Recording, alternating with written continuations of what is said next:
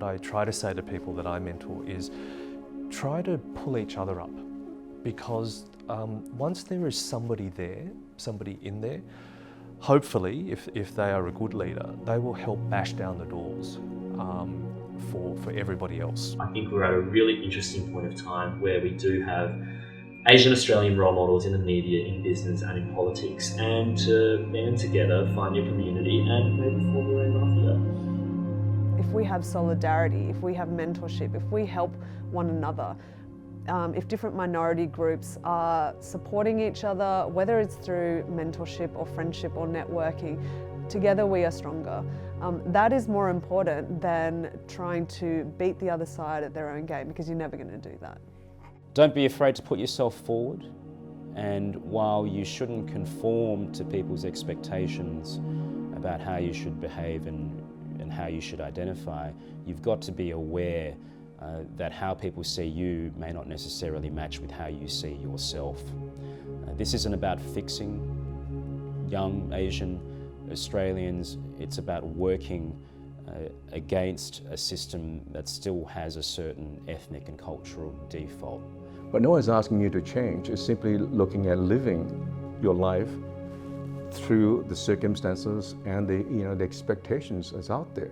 So how much do you not want to change, or change is up to you. But the point of the matter is there is no person who lives the culture exactly the same way in any other country.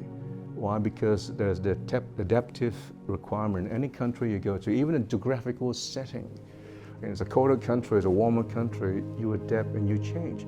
I'm always reluctant to say change yourself, because of course they shouldn't have to. We should be able to change ourselves structurally, but that's going to take a long time. And so in changing yourself, my only advice would be to try and be more confident, but find a sponsor in your organisation who is going to champion you. The reality is we're not going to change it in my lifetime. It's unlikely we will change it in my children's lifetime.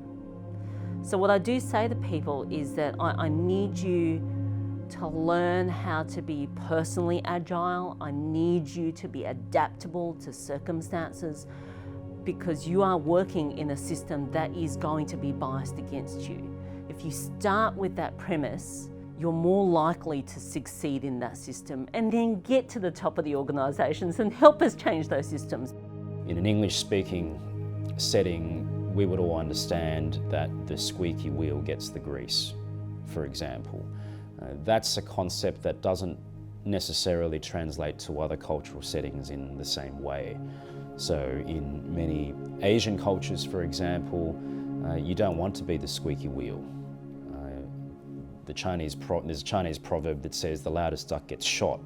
So you may in fact be taught not to make noise to get attention, but rather to keep your head down. But the reality, of course, in an Anglo-Australian setting is that if you're not going to take credit for your work, then someone else might.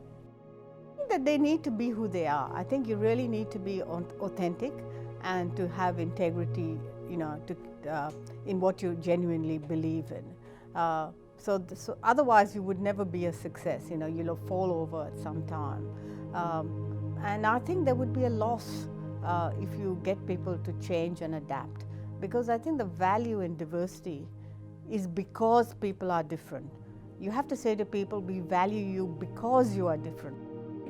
You are playing an away game. You're playing on their turf, you're playing by their rules, you can figure it out. You're smart enough to figure it out.